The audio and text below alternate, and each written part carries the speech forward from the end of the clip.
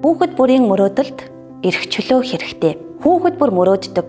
Тэд ирээдүйн эмч, багш, инженер, олимпийн авраг, зурагчин, бүр ерөнхийлөгч байж болно. Тэд мөрөөдлөө эрх чөлөөтэй биелүүлэх эрхтэй. Харин бодит амьдрал дээр сая хүүхэд хөдөлмөрийн мөлжлөг, боолчлолд өртөж байна. Монголч ч мөн адил. Дэлхийд даяар нийт 160 сая хүүхэд хөдөлмөр эрхэлдэг судалгаа бий.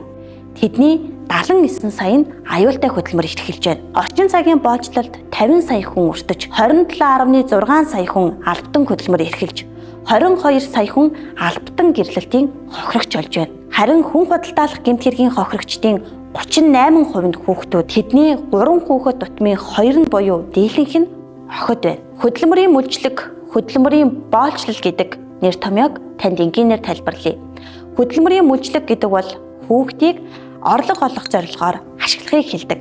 Харин боолчлол нь хүүхдийн эрх чөлөөг бүрэн хязгаарлахыг хэлдэг. Нэгдсэн үндэсний байгууллагын Палермогийн протоколоор хүн худалдаалах гэмт хэргийг 3 элементээр тодорхойлсон байдаг.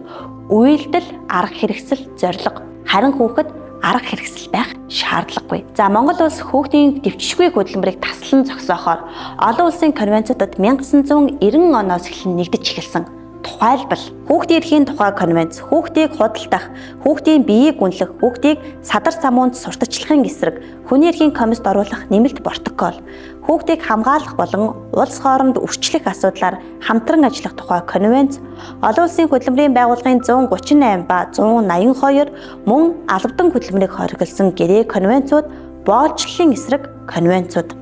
Гэвч өнөөдөр Монгол улсад 58183 хүүхэд аюултай хөдөлмөр эрхэлж байна гэх судалгааг олон улсын хөдөлмөрийн байгууллагаас гаргажээ. Монгол улс 3.5 сая хүн амтай. Тэдний 138 мянган хүүхдүүд. Монголын ирээдүй болсон 138 мянган хүүхдийн 58 мянган өнөөдөр аюултай хөдөлмөр эрхэлж байна гэдэг бол хөндөх ёстой асуудал, анхаарах ёстой сэдэв. Хүүхдийн боловсрол, эрүүл мэнд, ирээдүй золиослогдож байна. Хүүхдийг хамгаалах нь зөвхөн хуульчлах бус бид бүгдийн хариуцлах хэрэгтэй.